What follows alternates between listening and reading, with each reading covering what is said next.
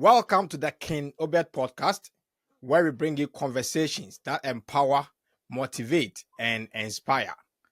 Today's episode: if you've ever felt stuck in your career or uncertain about the job market, or you want strategies, experts that you can use to leverage to become the best in your career, then this episode is for you.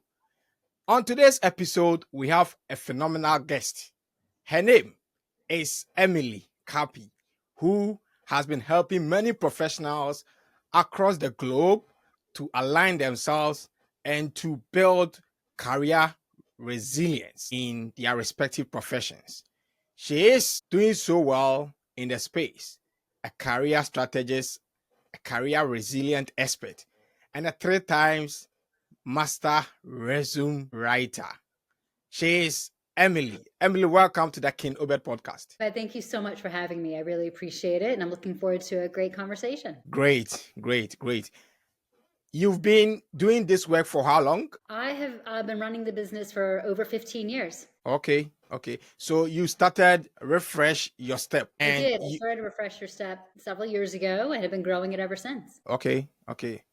So why did you decide to come to this space and then to help people to build career resilience and then, to fight the challenges or to overcome the challenges of professions? Sure. It's such a good question. Prior to starting the business, I had been working in both journalism as well as public relations and recruiting. And I was doing this in Manhattan, so in New York City. And what I found was people were miserable in their careers. They didn't know how to get out. And every time they would hit a wall, they just were stuck. They were mired and they just didn't know how to make a move. And I felt like, well, I'd rather be part of the solution than the problem. So that's actually what led me to start Refresh Your Step. And initially, I was focusing on career advisory for young professionals in mid-levels because that was, at that time, my age range. But more importantly, I also recognized that there were career coaches for executives in the C-suite and for students in university, but there was no support for those who were already getting into their careers and a little bit established. They had nowhere to turn. So I felt like, well, let me get into that space a bit. Let me help that population. And while writing and journalism was very much in my background, part of my education, I didn't initially start out to be doing the writing, the resumes, the LinkedIn, the bios. But it became very obvious very quickly that in order to help position people, they needed to have strong documents that really helped them to understand their record of success, to help them understand what they bring to the table and to pair that up with their job search and their goals. So that career resilience was already built into it. So I paired, the professional documents with the job search strategy, the career advisory, the career resilience. Okay. So you've been helping people to build resilience and also strategize in terms of their career.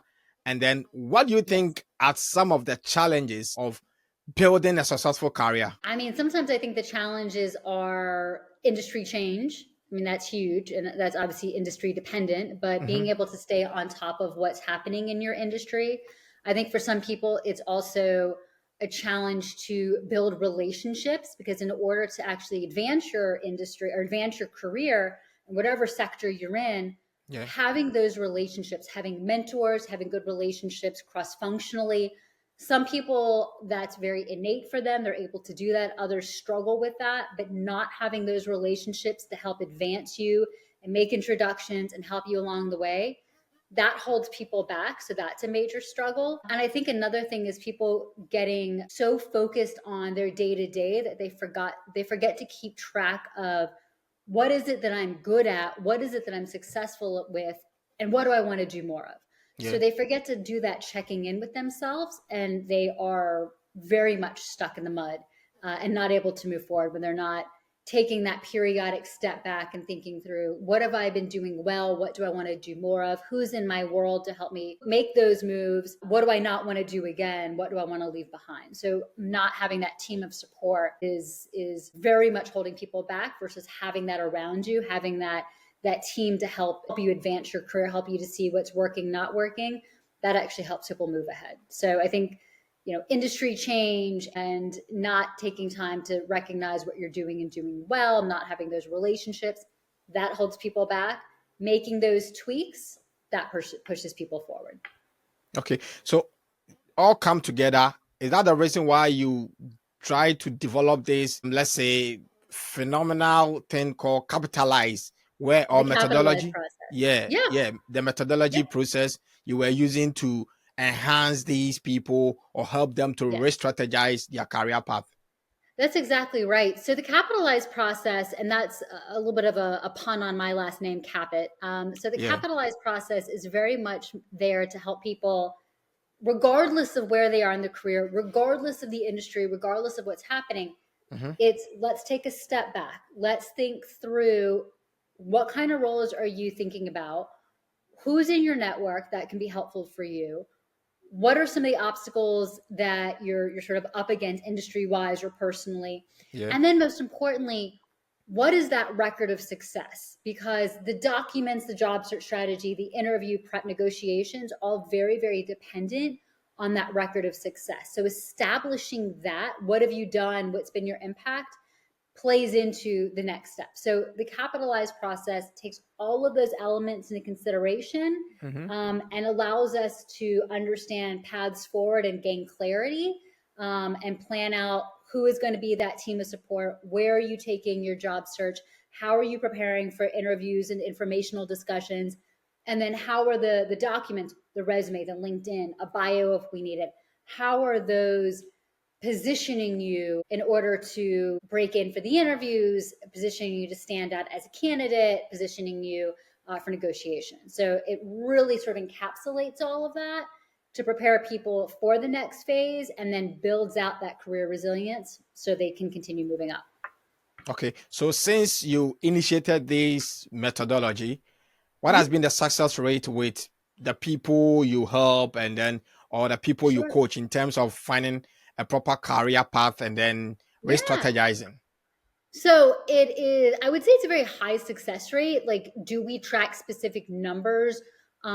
No. And part of the reason for that is we're so busy with it being, we're almost 100% referral based, right? So it's our happy clients who are getting new jobs, who are getting interviews, who are negotiating for more money, saying, not just I had a good experience, but I had a great experience with Emily and her team. They helped me figure out my path forward, prepare for my conversations, learn how to network. My documents are fantastic. What does that look like? And their success with it, they send everybody our way. So the fact that we're super busy, I think says a lot of good things. And the fact that we're also, we're here as that support team around everybody, that people feel very safe, very like supported throughout the process and Yeah. beyond. And people are constantly coming back for, I worked with you 2 years ago. Now I'm at this point in my career and I want to move up to that level. So the success rate tends to be very high. Obviously, there are things that we can't control. If we craft somebody's document and it's polished and it's everything it needs to be, and they never submit it, I can't do much about that. That's their, and because they just, get sort of stuck in their ways and they decide not to make a move. If we coach someone on successful interview strategies and instead they go against the grain and do something that we would never recommend, Yeah. they may not be moving forward. So there's a lot of things we can control and some things that we definitely can't, but we all together do see a lot of people very much moving in the direction that they want, and very happy to have built that career resilience.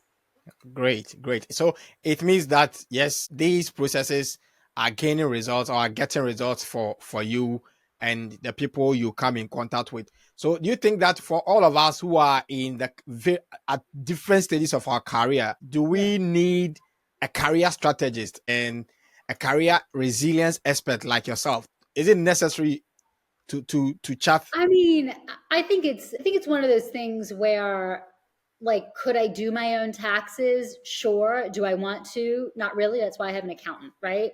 So it's sort Yeah. of the same idea, right? Like, Hmm.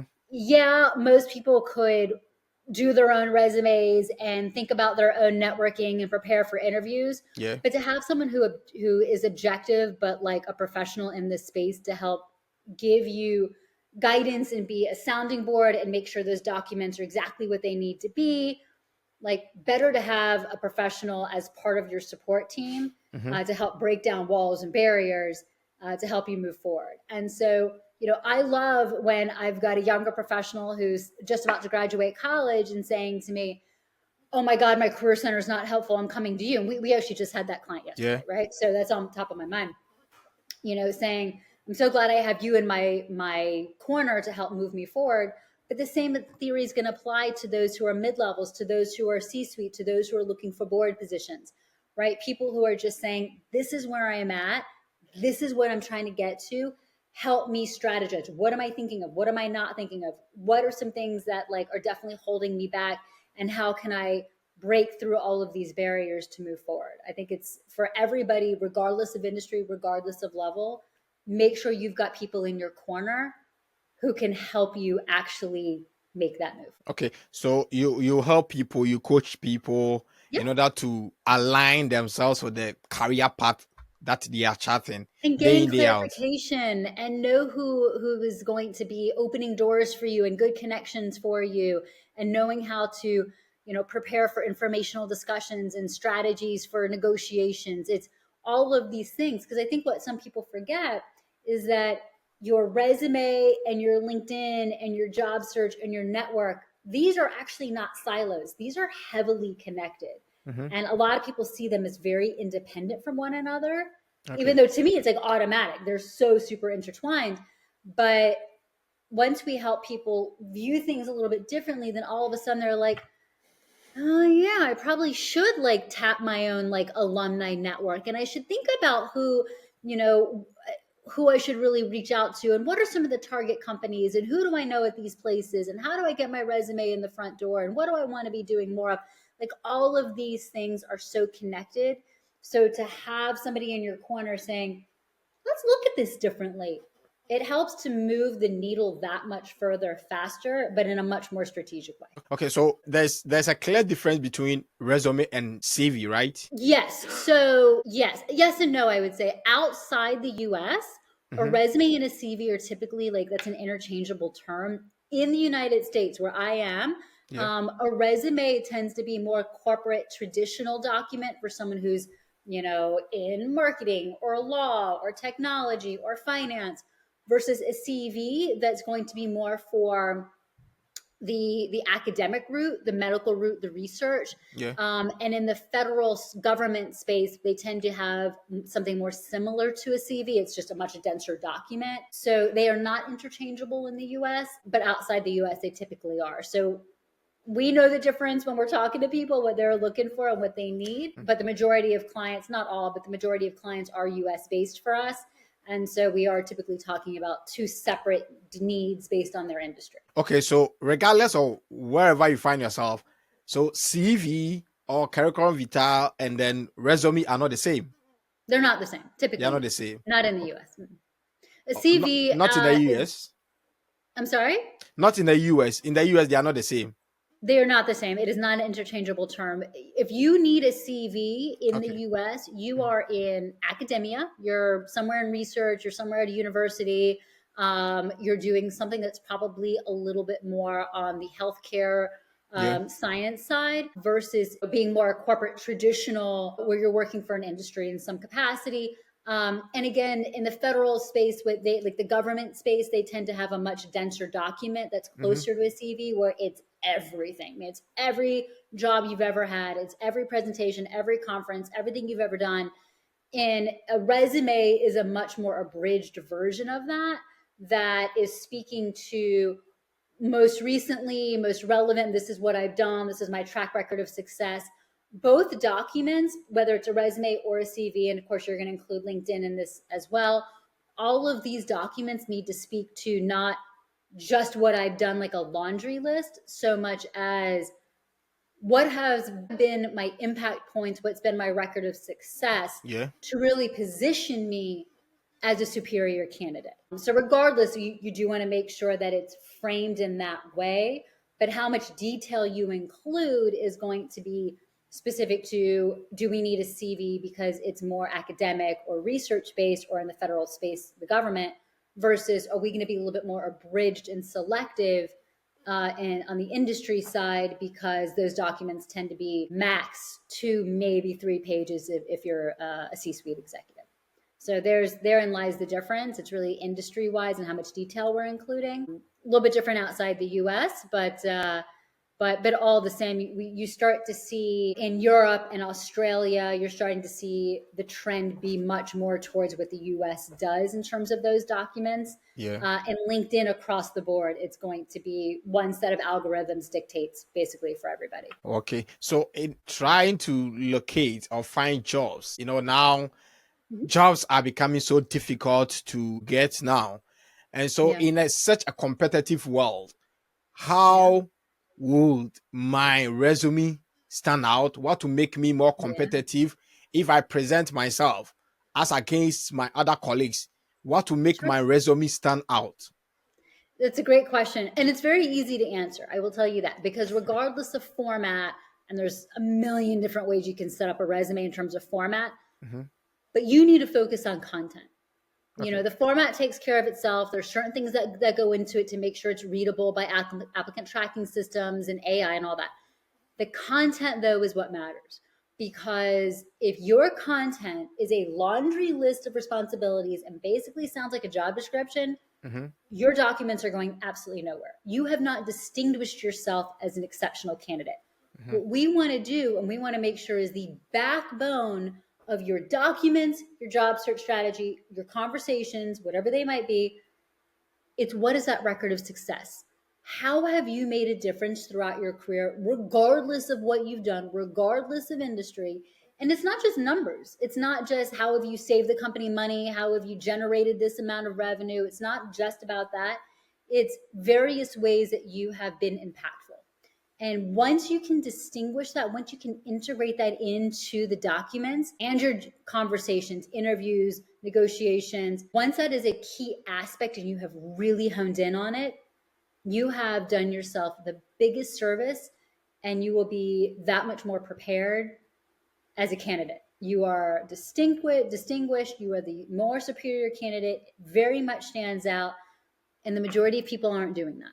So that's how you make yourself the top candidate in a very, very competitive world. So resume is more or less like your achievements since you started your career path, right?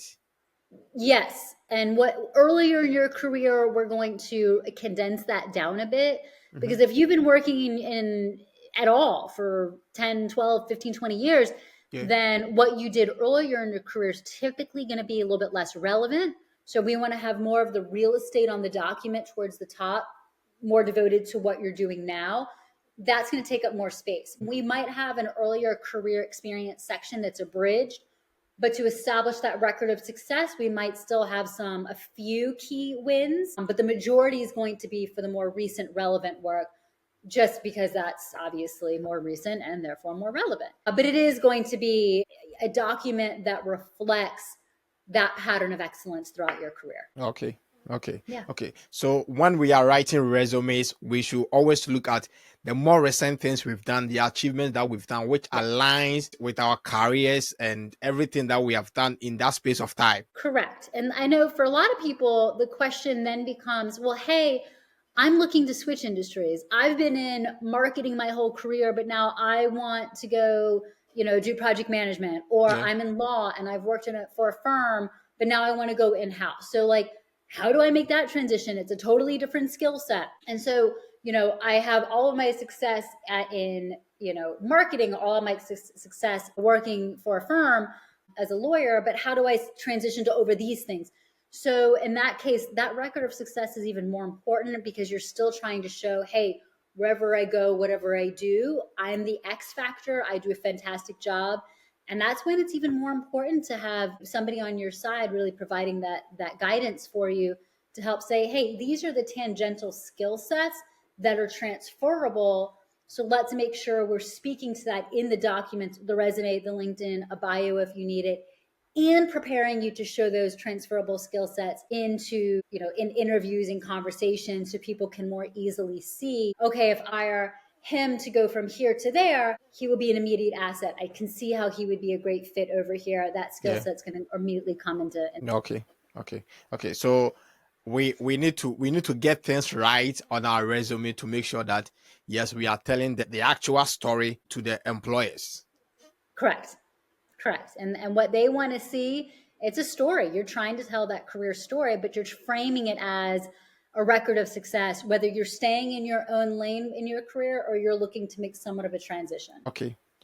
So if I'm preparing for an interview, for instance, yes, I've prepared my resume, and for if I've sent it to the employers already or I'm yet to send it, in terms of preparing for an interview, what are some of the tips as a career strategist? And what are some of the tips that you can give to me, myself, and then the audience, anyone listening? What are some of the important tips to pick from Oh, you yeah. as an expert? Couple things. One, go through that job description, and to the extent possible, make sure that you have an example of success for all of the job qualifications, the responsibilities, to the extent possible, either direct experience, and here's my example of a win tied to that, or indirect experience, tangential strength in something. Make sure you're able to provide that example of an impact point, an achievement in some way for as many as you can. Be prepared. That requires sitting down and thinking through it. Now, some of your examples might be like, it can go here, here, here, and here. This one big project had a bunch of stuff that went into it. It can cover all these things. That's fine. The other thing you want to do is recognize I don't have experience with this, or Yeah. I don't know this particular thing as well. Be prepared. If that's the case, know what those are. Be prepared for what you would say if you were asked about it. If they say, hey, we need someone who understands this technology, even if it's not a tech role, it's still like there's technology needed. Make sure that you are prepared to say, I understand that this is a real important tech need, or this particular responsibility is important. While that's not my strength right now, I understand that that is something I would need to become proficient in, not just once I start the role, but in advance. I will do a baseline certification. I will study this particular area. I will make sure that I have a foundational knowledge of this going into this role. So you want to show proactively that you recognize this isn't a core skill, but this is what you will do to ensure that you will not lose time getting up to speed. Okay, Showing that are you saying that if, for instance, there's a specific assignment or responsibility for you in terms of the job description, and you do not have that skill, you can say, all right, that yes, when you are given the job, you make every effort to be learn that proactive. skill. Is that what you're saying? Yeah, I mean, if you're asked about, that's why it's better to know in advance, to the extent possible. These are the areas that I know really well, and I'm prepared to talk about my success here.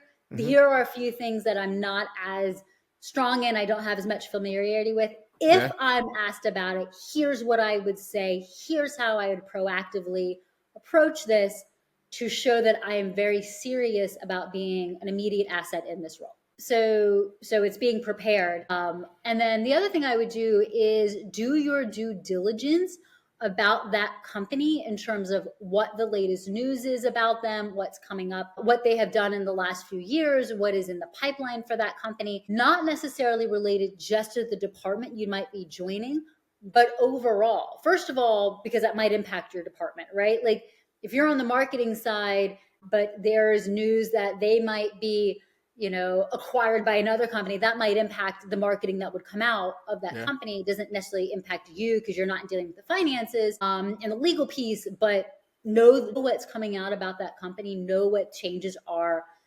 pending in the news, what's the latest about them, so that it is clear you are well versed in what that company does and what's going on in the background. And it also shows that you're taking a vested interest in that organization beyond just hire me and pay me because that's what I want. We know that's what you want, but know what's going on at that organization as well. I would also do my due diligence about each person I'm interviewing with. You don't necessarily need to run like a full background check on everything they've ever done. Yeah. Go on LinkedIn, see if they're senior enough, what's going on with them in the news. Know that information so that if it comes up that you and the interviewer happen to go to the same university, or you both follow the same person on LinkedIn, you can work that into the conversation. Yeah. And it helps to build rapport. I would also be prepared to ask open-ended questions about what are the priorities in this particular role? What are you looking to do in the first 30, 60, 90 days? What are the goals for this particular calendar year? Ask those questions, not just because they show real interest, it's intelligence gathering. You're learning what it is that they're aiming to do. Again, priorities, next 30, 60, 90 days, the rest of this year. You're listening for open-ended intelligence responses that you can then respond to. So if they say, oh, in the next 60 days, we really want to launch this, utilizing this technology or this skill set, and that's something you have experience with, work it in. Oh, that's so interesting you mentioned that. I actually just finished a project leveraging that exact technology and really understand how to put it into play, whatever it might be. You ask open-ended questions, you're listening for critical feedback that you can then respond to and further tie yourself as a key factor in that particular position as a Okay. strong candidate.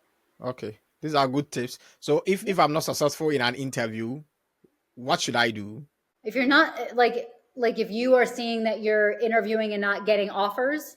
Yeah. So for instance, if I present myself for an interview, for a job interview, and after everything, the job they tell me that, or the interviewers tell me, or the employers tells me that, unfortunately, you were not successful and stuff. What should be my next line of action? What should I do? I think there's a few next lines of action. The first one is, don't necessarily feel that you are the world's worst interviewer. So often companies are having to make difficult decisions, and not everyone obviously is going to get picked. Yeah. So don't necessarily blame yourself and feel internally like I'm the worst, I can't do this. Do not start with that. Next, I would ask for feedback. And some companies have a policy where they will not give feedback. Other companies are very, very happy to do so. Yeah. So ask for feedback, ask to stay in contact. Most likely they're happy to stay in contact with you. If you are seeing this pattern repeatedly, I would ask someone in your circle to do some interview prep with you to help identify, are there some weak areas that could be strengthened? So I would make sure that we're talking through that piece as well. I just wouldn't necessarily start with, I'm the worst. Ask for that feedback, switch the mindset a little bit, ask for that feedback, ask to stay connected. But then if you're seeing a pattern, assess. I think it can definitely be worth assessing and seeing, like, my strengths are here, here, and here. I could work on this a little bit. Yeah. And that does help for sure. Okay. That's great. So for instance, if a company wants to employ me, and for instance, they put the advertisement out, and then they say, okay, if you apply and you are successful in your application, everything is assessed, they will either interview you in person or online. Which one should I go for, whether in person or online? I mean, to the extent possible, I think in person is usually better, because then not only is it better for them to get to know you and you're making real effort and you're getting there and you are, not just in your jammies at home, Yes. just half doing it. I think it shows more that you're dedicated, truthfully, but also I think it's advantageous for you as the interviewee. And here's why. It is so much easier to pick up on nuance of a business setting, of an office, of a person, of a team when you're there. Okay. You can hear and feel and see those red flags so much easier when you're in person. Now, some roles are going to be remote. Sometimes you don't have the opportunity to go in person, and that's fine. There's due diligence. You can do it on the back end. But if you have the option to go interview in person, take it. Yeah, it takes more time. Yeah, you got to get yourself all ready. You have to get there. There's a lot more prep involved. It's an investment of time that I think can help you identify, is this the right place for me or not? So I would do that. Okay. So you advise that we should resort more to the face-to-face interview than opting for the online or the remote kind of interview. Yeah, I think you're going to learn a lot more about an organization and a team in person than if you were to just do it online. I think it works better in your favor to really assess, is this the right fit for me or not? Okay. So go in person when possible. All right. So people are stuck in their careers. What is your advice What should we do if in case we get to that point where we feel like we are stuck, but we don't know what to do? We don't know which path again to take. What should we do? First things first, deep breath. Deep breath. Like, you are going to make some changes. And the very first thing you can do is recognize that you're stuck, which for some people is hard. If you are at that point where you know you're stuck, kudos to you for even recognizing it. That is not always easy for people. So if But you are how there, do you even identify that you are stuck? Or how do I even identify that I'm stuck in this path or in this career? I would say I go by the 80% rule. 80% rule is a really good one. If you are 80% of the time happy with your job, happy with your growth, happy with your role and your team and your job and your responsibilities, you're doing okay. That is realistic. That is a goal. If 80% of the time you hate what you're doing, even 60% you hate what you're doing, and you feel like you are not moving forward at all, you are not challenged, your manager is toxic, whatever the situation is, it's time to make a move. So aim for 80% of, I enjoy what I'm doing, I enjoy my people, I am fine to go to work, I don't have the Sunday scaries. I don't know if that's a phrase in the UK.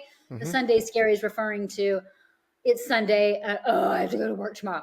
Yeah. Look, the reality is, I love what I do. I love running this company. I love the work that we're doing. But there's still like 20% of the time where I'm like, I would love to be on a beach just hanging out and reading. You know what I mean? Like, so 80% of the time, I do really love it. You're aiming for that.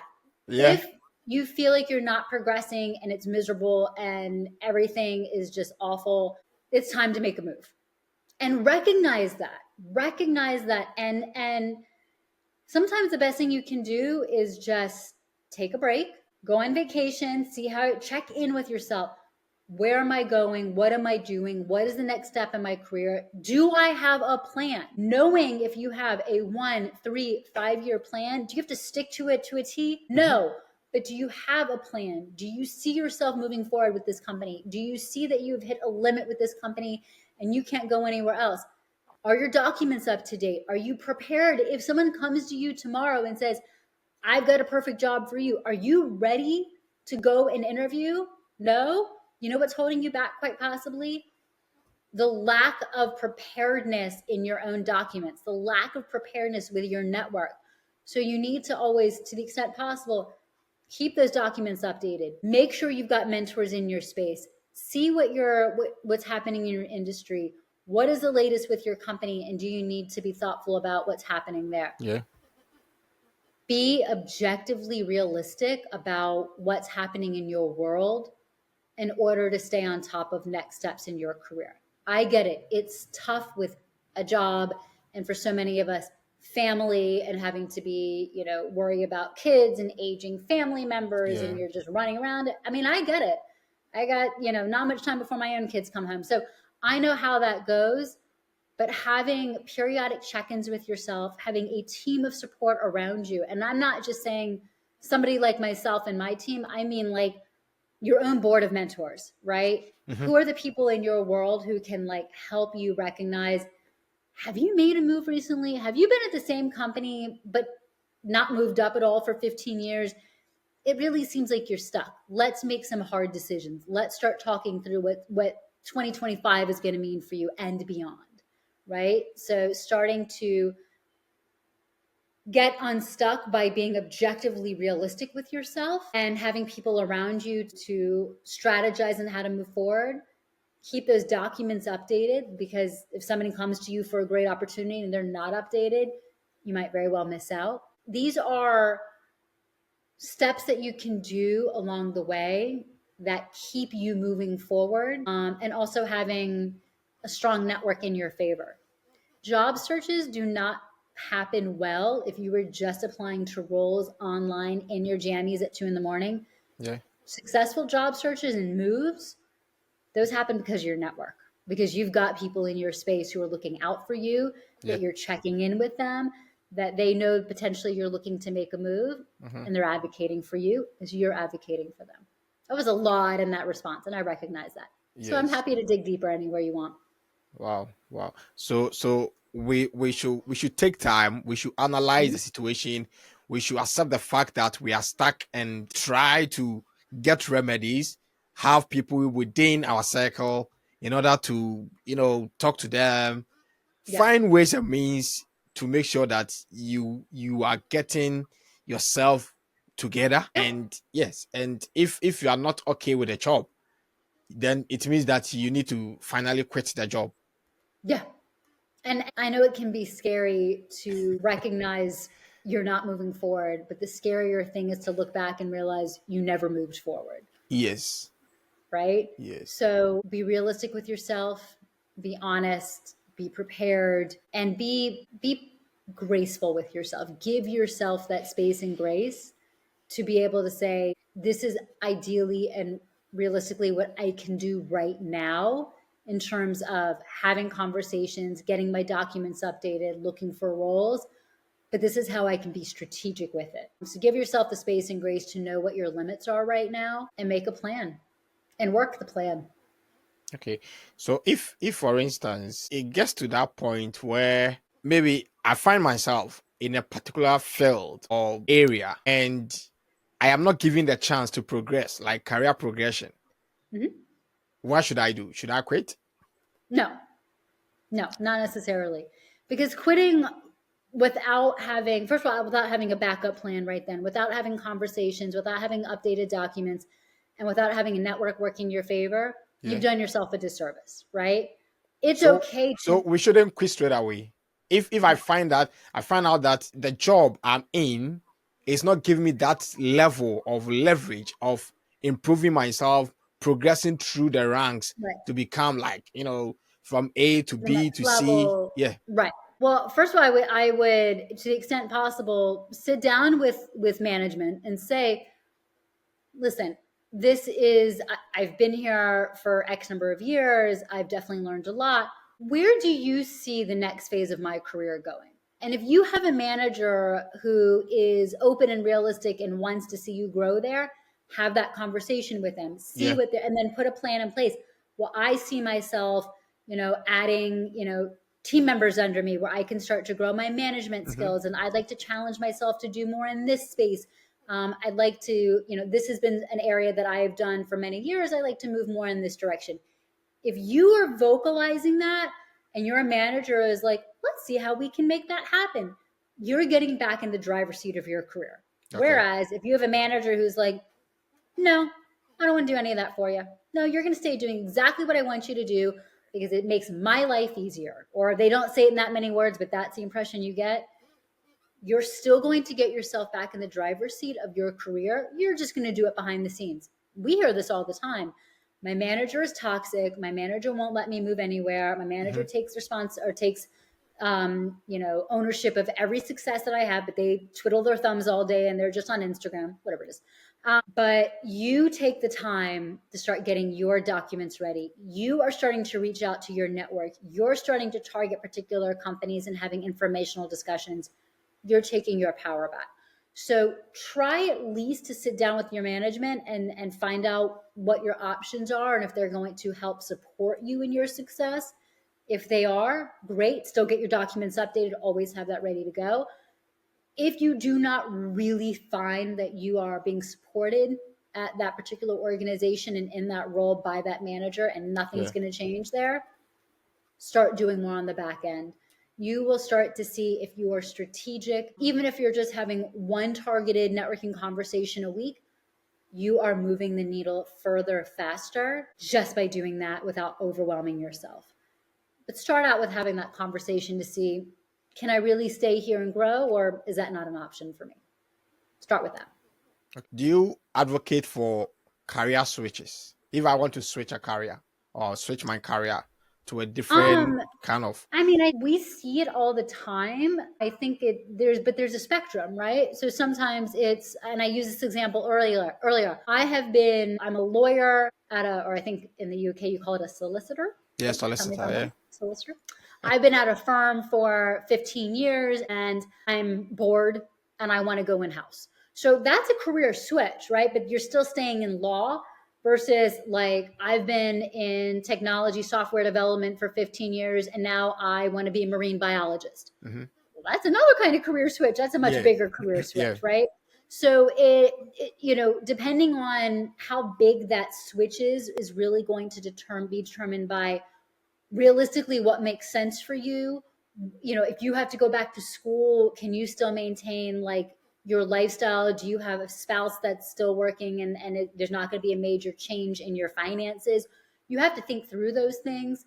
And then you have to think through, okay, do I really want to make this change, or am I just having a bad day? Can I talk to people in this new industry? Can I shadow people? What is going to be needed of me? Do I have to make a geographic move? What does that all look like? I think that, and I have seen wonderful changes made for people in their careers, but they have to do the research in advance in order to know, is this realistic for me? And then that helps to clarify the paths forward. So sometimes people will say, and I just had this yesterday, somebody said, I am in Canada and I want to do my MBA in the United States. And I said, that's great, but immigration's not super easy right now in the US. So you better think about that. You got to look into that. You can't just like cross the border and say, I'm going to enroll in this MBA program.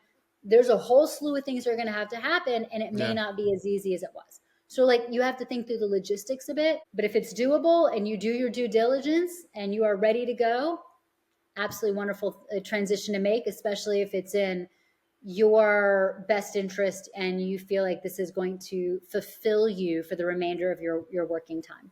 Absolutely. Okay, so if you want to switch careers, you need to bring a whole lot of factors into consideration. For instance, your age, your family, your finances and everything. 100%. Does age really play a critical role in switching careers? Or at what stage or at what age can you say that at this stage you cannot switch a career because the number of years is going to take you? If you're 6 feet underground, it's too late. But other than that, no, I think that for a lot of people, especially our more seasoned clients, I will say a number of them will move into more board positions, more academic roles, doing certain things in that space. I think it's never too late. Honestly, there is ageism, certainly, and there is sexism, and that is a realistic aspect of any sort of job search at any point in a career. But that's where your network comes into play. And that's where recognizing your impact points, your record of success also comes into play. Because if you can still hone in on, I have a tremendous track record in this particular area, and I would be an amazing asset to you in this role, in this position, and your network hears it and they see it and they can see how you would be a value add, much easier to make that transition. But your network has to work for you. But again, I don't think it's ever too late. I think it just comes down to strategically, how have you leveraged your network? How have you positioned yourself in your documents? What roles are you looking for? And how are you positioning yourself as the distinctive candidate? Okay, so regardless, it doesn't really matter. All it matters is that you need to put yourself together, put your documentations together, and all that matters for you to switch. And like, I mean, let's be realistic. If you are, 75 years old and you all of a sudden have decided that I want to be a rocket, I want to be an astronaut. Well, that's probably unlikely because you have to be a lot younger to be able to do that, or you're, something like that. Or you're like, hey, I am, X background, but I want to do this other thing. And it's like, well, that you don't have the education for that. So it's probably unlikely at this point. But we have seen people who are in their 40s and 50s go back to school for medical school or for becoming a lawyer or whatever the case may be. It is a total industry switch. Yeah. They do it. So it's just a matter of getting the plan in order, making sure that you've got the right people on your side, and also doing the life sort of assessment, the finances, the family piece, the geographical piece, whatever that might be. Get that stuff figured out. But once you do, the paths clarify themselves. You might have to work really hard, and you might, be studying for hours on end, for days and weeks on end. But if that's what you want to do, whatever that path is, and you see that path forward, go for it. Okay.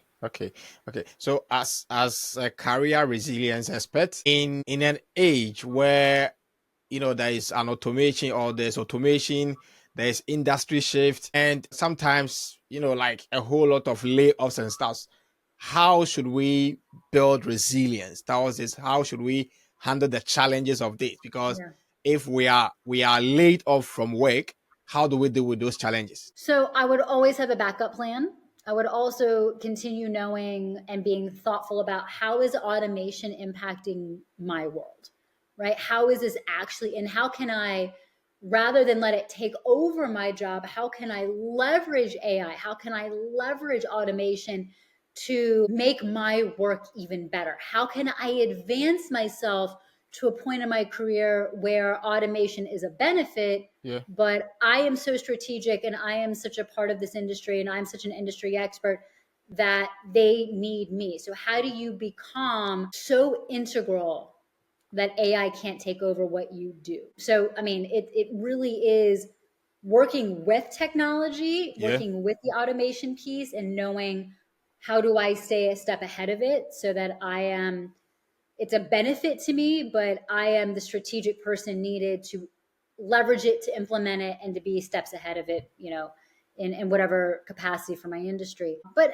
again, I would also make sure to keep my network primed and ready to go, because if my particular company decides to implement some technology piece that might make my role, even at advanced levels, obsolete, have that network ready to go to work in your favor. Easier said than done. Totally realize that. And I know a question you didn't quite ask this, but I'm gonna put it out there anyway. Yeah. People have said to me, like, Emily, aren't you worried about AI doing the resume piece better than you? And the answer to that is no, not at all. And here's why. Because while the AI can certainly write and position things in achievement oriented ways, what it Yes. can't do is help you clarify your path, connect with you and ask you open ended questions to help you recognize what you do and don't want to do, play devil's advocate in certain key ways that help you to really identify what makes sense, what doesn't, who's in your network, how are you going to tie all these things together. There's so much more that goes into making those documents stand out and putting together a career strategy plan and putting together career resilience that is beyond what I think Chat GPT will ever be able to do. There's a real person component to it that is critical and to that end never be replaced. But I think that's true for a lot of industries. So as much as we hear about automation is going to make all of these roles obsolete, yeah, not totally. Not totally. It really won't. But you have to be the one who's seeing what is coming down the pipeline, and you're playing chess. You're playing a few steps ahead to make sure that you're staying on top of it, leveraging it, and distinguishing yourself as a key person to still be at the forefront of your field.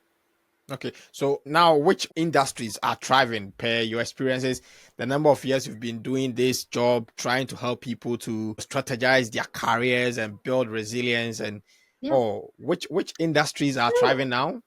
Well, so I think it's so much, to me, it's less about the industry and more about the person who is prepared to put the work in. I Mm-hmm. mean, we're working with people who are certainly in finance, like technology and marketing and law, Yeah.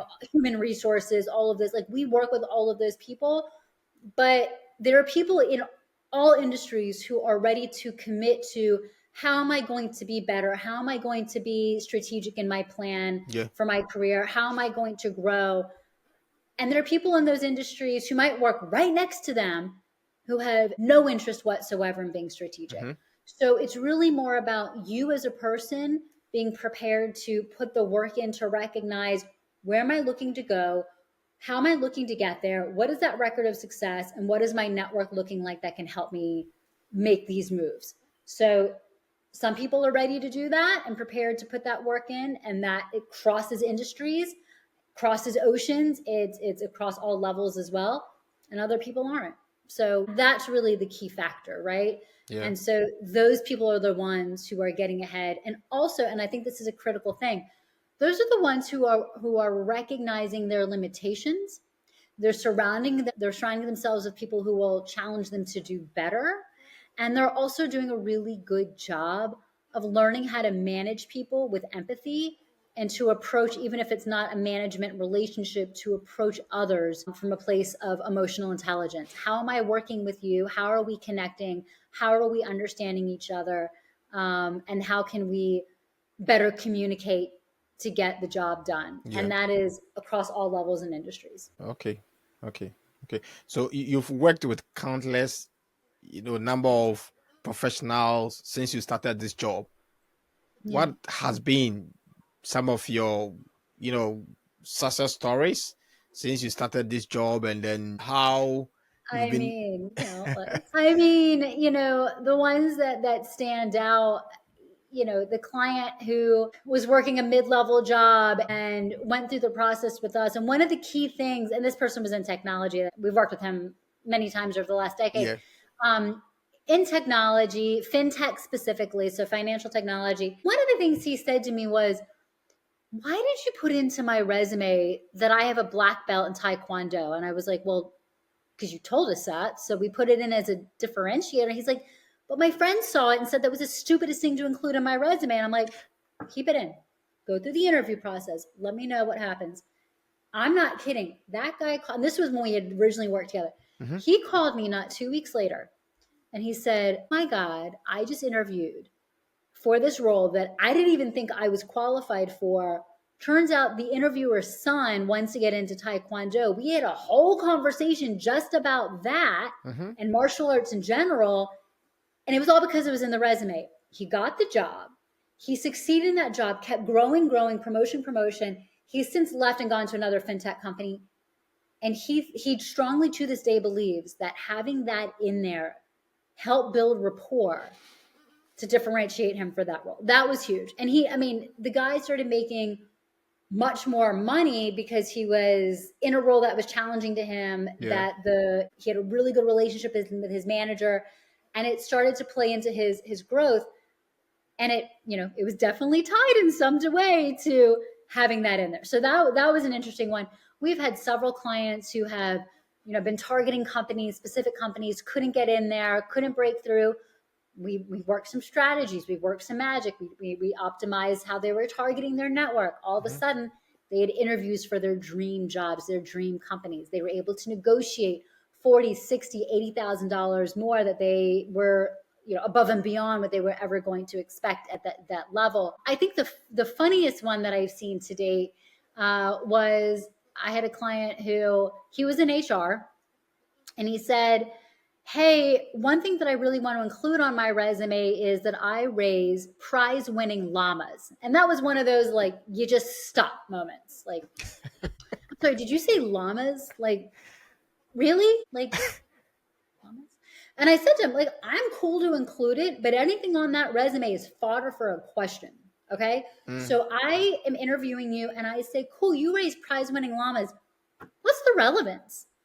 And I kid you not, he had the most amazing answer that was basically akin to, well, I work in HR and dealing with llamas is not so different than dealing with people. Mm-hmm. And the way that he tied it all together was just beautiful.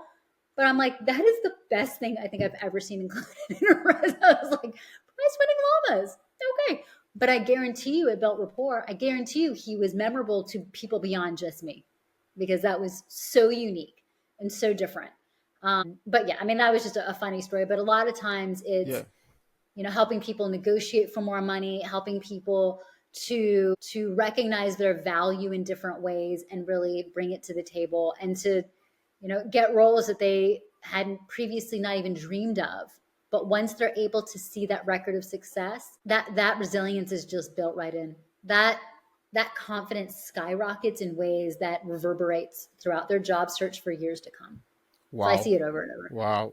These are great testimonies from your client. And it's so fulfilling and then refreshing to get such feedbacks from people that you take your time to kind of coach or mentor them, and then for them to go through that processes.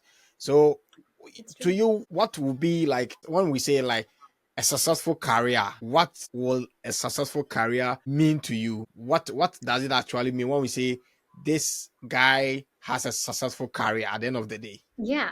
Definitely different for everyone. I think for a lot of people, it's I've left a legacy. Whatever I've done in my career, I've left a legacy. Whether it's, I innovated this thing and I implemented it and it was rolled out worldwide. For some people, that's absolutely it. For others, it's I have mentored the next generation and I'm so proud of that. Like that's a legacy in its own way. Yeah. Or it's, I was able to become an expert in this thing and I speak about this and I teach that at university. That's legacy in a different way. So I think for a lot of people, it's that. For others, it's, I love what I'm doing so much that I may wind it down a bit, but I'm not going to stop working. Mm-hmm. Like I want to continue doing what it is that I do in a way that works for me as I get older, but I'm not going to stop. And so it's being so in love with what you do Yeah. that you continue doing it. I think that's a beautiful thing. I really do. So we work with a lot of executives who are looking to make transitions to board roles. Mm-hmm. And they are just so excited to not have to be the day-to-day person, Yeah. but Yeah. they're able to leverage their expertise in a board position, whether it's a paid board position for a particular industry, company, or they're doing nonprofit work, but they're able to say, well, I was a marketing expert, I was a lawyer, I was a finance guy, and I'm now going to apply this towards a nonprofit area that's important to me. And they find that that's honestly, it's another way to leverage legacy and leave legacy. But I think that's what makes for successful careers, that you are either not wanting to leave it fully behind and you keep working in some capacity because it's important to you and whatever time frame you wish to have it, and or you are finding ways to leave legacy as you move into true retirement, and that you are grateful for the experience that you had. Not every day sunshine and roses and unicorns or whatever, but like for the most part, you really enjoyed what you did. Yeah. And you are grateful for the experience. Wow. Wow. Wow. And So so, yeah, for you, when you appeared in the Forbes, what was the feeling like when your works were recognized in the Forbes and then yeah, like you appeared you know, there? I will say that with Forbes, I've been in Forbes a number of times and I so appreciate that. And I think one of the first moments where I felt like I was doing something really magical Yeah. was when they reached out to me and said, hey, this was initially, so this was years ago. We only want one expert in their field per state. And they reached out to me for Florida. At the time I lived in Florida. I don't Yeah. live in Florida Yeah. anymore. Yeah. And I remember thinking like, wow, Wow. that's pretty cool. Like, you know what I mean? Like that was a really cool moment. Yeah. Yes. So that was really neat. And I will say this isn't as related to the Forbes piece, but being able to have started this company before I had children, Mm-hmm. and now that I have children, and Yeah. being able to run this company, and I work super duper hard, but run this company around the schedule of my life and still make a difference with our clients Mm-hmm. and be there for my children. Yeah. It is the greatest blessing. It really is. That means everything to me, and that maybe that's my legacy. We'll Yeah. see. Yeah. Working Yeah. on the Sure. book Sure. too, but Sure. like that, Sure. maybe that's Sure. my legacy. Yeah. Yes. Because to be recognized, for instance, like you are saying, for every state they pick, one company or one person doing so well in his or her industry or area, and for you to be picked amongst all, then it means that you are doing something which is very great. Yeah, to have known that all of the late nights of working on client stuff and running a business and all the things, like, it's a reminder of it's worth it. Wow. So Wow. Wow. I do love it. Sink or swim, when is it coming out? This year, I'm meeting with my marketing team in a couple of days, and we are getting it, going this year. It's been a work in progress, but that's also a reflection on having crazy client queues and running a business, and also kids. So pros and cons to everything. But I got the vast majority of it written in late 2024, Okay. and we have to make some tweaks and edits, as one would imagine. Yeah. But it should be out this year. It is basically taking our capitalized process and putting it into a book/workbook form, Okay. so people can have that and work through the process on their own and have that at their fingertips, knowing that we are also available to them. Oh, great. Great. Great. Great. This has been a very interesting conversation. I've learned a lot from building your career resilience, and then the resume aspect where what you need to include in your resume, what to do at interviews and things. I think all in all, it's been a good conversation, and yes, you've given us a dose of what we need to prepare ourselves for the journey ahead, especially in terms of an era where AI is so dominant and it has come to stay. We can't do away with it. Yes, we couldn't delve so much deeper into AI. I think maybe probably in our next conversation, we can have an Yep, extensive conversation just on AI, and definitely then can. yes, we will find out how AI is impacting the industries, and then all Sure. of this, yeah, all of this stuff. So thank Look you forward to it. so much, Emily, for coming on the King Obed podcast. And as viewers, audience, you've heard we've done so much on career strategy and then how to build resilience. If you are stuck in your career at a certain point, how to navigate the way, and also how to become better in the things you are doing in whichever career you find yourself. So this Absolutely. is the King Obed podcast, and this episode has been centered solely on building a career that matters. So thank you very much, Emily, for coming on board. Thank you And for having me. It's yes, been great. for the audience too, thank you for watching. You can find us on YouTube. We are also on Facebook, LinkedIn, Instagram, King Obed Podcast. So where can we find you? Where can we find Refresh Your Step? And then, Yeah, Emily, how can we connect with you finally? absolutely. So refreshyourstep.com. And we are on Facebook, Instagram, LinkedIn. You can absolutely reach out to me on any one of those platforms. I'm always happy to connect with you, answer questions. I have a wonderful team behind me. And so we are here to be a team of support around you. And I look forward to further conversations. Yeah, sure. I also got my new book out called Feeding the Nine Cells. Yeah, it covers how to build your self confidence and all. So that's my new book. This is my second book as well. So Congratulations. yeah, I'll come for career tips and then how to also build my career as well. It's been Love a it. good journey. It's been a good conversation. Thank you so much for your time. Thank you. And I will deal with all the necessary stuff and then yeah, share with you. Perfect. All Perfect. right. Perfect. Thank All you so right. All much. right. All right. All right. Bye bye.